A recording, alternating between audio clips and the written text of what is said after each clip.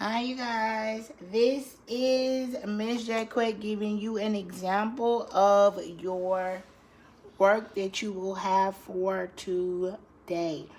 I hope that you guys are watching this so that you can get a clear example of what it is that I want to see when you solve your word problem for today. First step is to read. Lisa, Rob, and Cindy went to the beach. They collected a total of 66 seashells. When they returned home, they divided them equally with each other.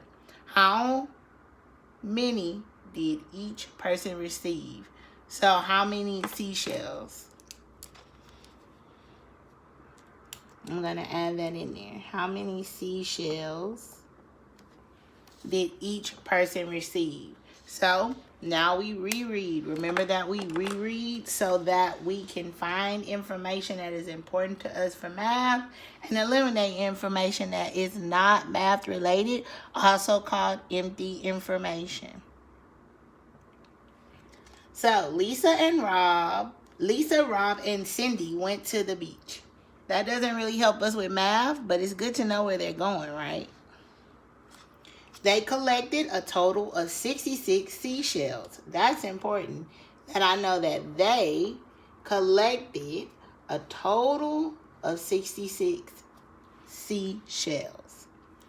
Then I keep reading. Remember, I'm switching colors so that when I draw my model, you guys can see the difference. You don't have to switch colors. When they returned home, they divided them equally with each other. That's important. When they returned home, they divided them equally with each other.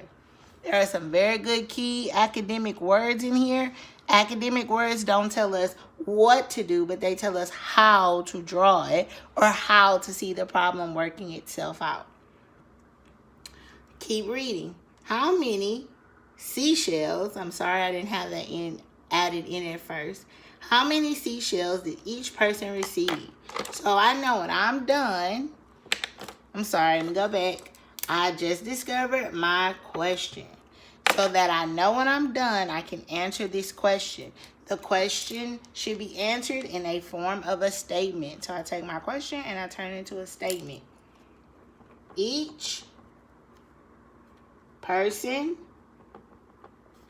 will receive blank seashells. Period.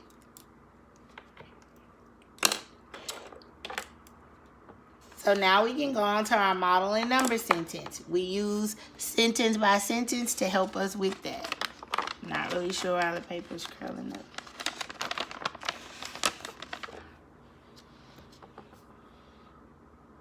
Okay, so let's take the first sentence. Lisa collected a total of 66. I'm sorry, not Lisa. They collected a total of 66 seashells. So I know a total is my greatest number or is my whole collected number. It's the amount that I have collected that is the ending. So my total amount that I collected or that they collected was 66. 66 what? Seashells. Don't forget your unit. When they returned home, they divided them equally with each other. So they took them and divided them equally. So if I have 3 people, then each person should get a share, correct? So I'm going to break my total down into 3 equal pieces. Lisa, Rob, and Cindy. They each got equal shares of seashells. Right? So to me, if I look at my model, I am taking 66 and I am dividing it by 3, and I will find out how much each person received. Some of us might want to do a get. Don't forget that the get helps. So get stands for groups in each total. Ask yourself all the necessary questions. Do you have a total? Do you? Yes, a total of 66 seashells. So your total is 66. Don't forget your unit. Seashells. So I told you about groups and in each. I told you when you think of groups, think about a cup, because a cup holds things. Things go inside of a cup. So, do I have any groups? Let's think about that. Who is receiving the seashells? Lisa, Rob, and Cindy. So if somebody is getting something, or if something is getting something, do we have groups? Yes, we have 3 people. Because they're receiving something, just like a cup receives. Just like a cup receives, these people are going to receive seashells. Do I know how many each person is going to get? No. I don't know how many each person is going to get. What are they going to get? What are we looking for?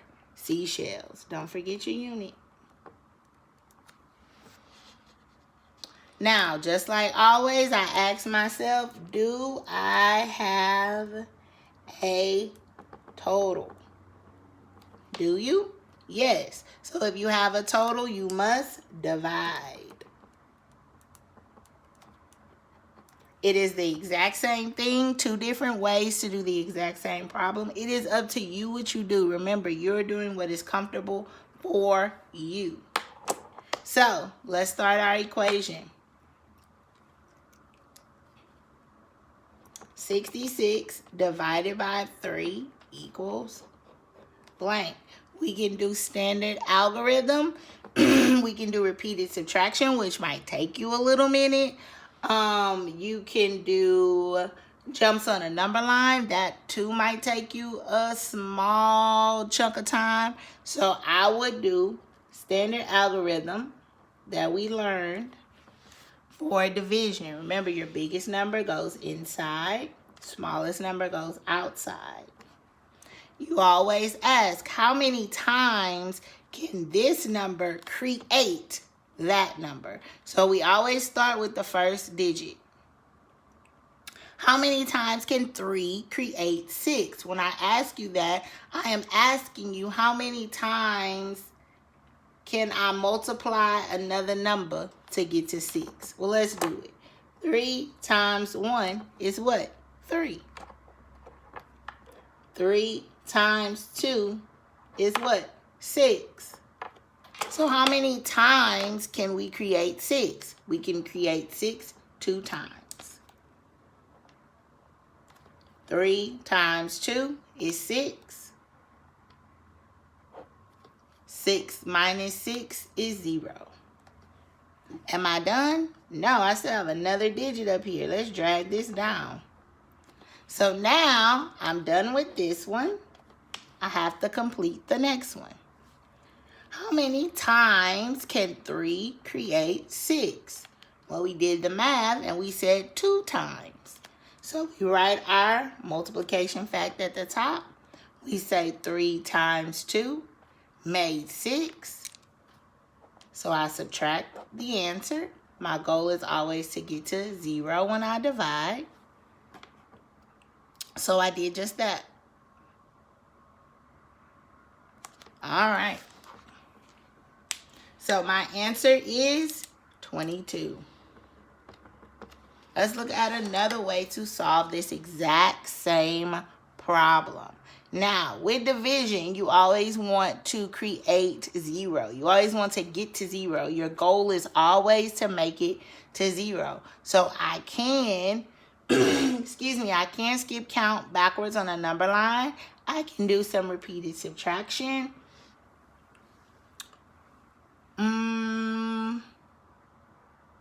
Yeah, let's do some number line.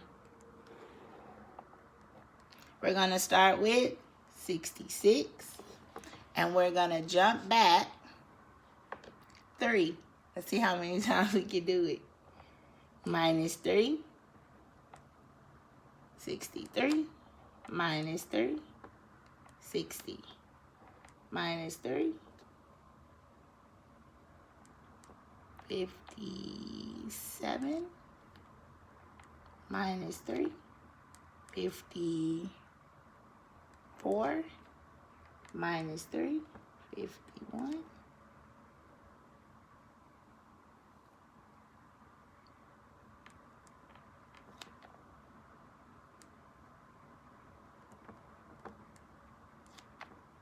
minus 3, 46, minus 3, 43, minus 3, 40. We can do that, but see how long that will take us? This is why that is very important to learn. Very, very important to learn. If you do it, you will get 22. Now let's check our work and justify. If I want to check my work, I do the opposite of what I did up here, excuse me. So I'm going to multiply because the opposite of division is multiplication. So I'm going to take 22 and I'm going to multiply it by 3 and let's see if I get 66. 3 times 2 is 6. 3 times 2 is 6. 66. I could have also done this in partial product.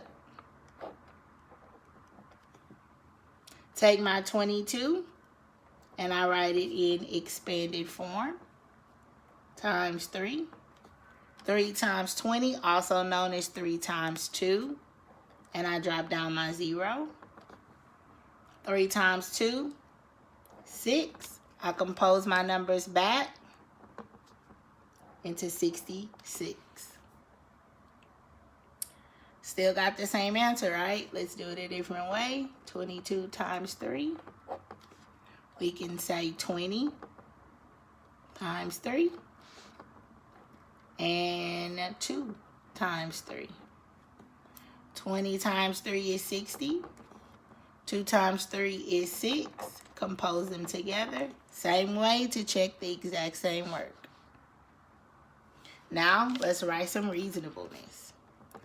Each person will receive 22 seashells. Why? Because 66 divided, I'll write it out, equally with 3 people gives each person 22 seashells. And we're done. Now, why did I go back to a 1-step? Because I want to make sure that you guys can divide. So we're going to do 1-step word problem today before we go back to a 2-step multiplication or division word problem. And I might add in some addition and subtraction for you as well. I hope everybody watched the video and got something out of it. Please let me know if there is a different way that you want me to show you how to do word problems, or if there is a better way that you will be able to see them so that you can do your work successfully. Thank you. Y'all have a great day. Get started on that work.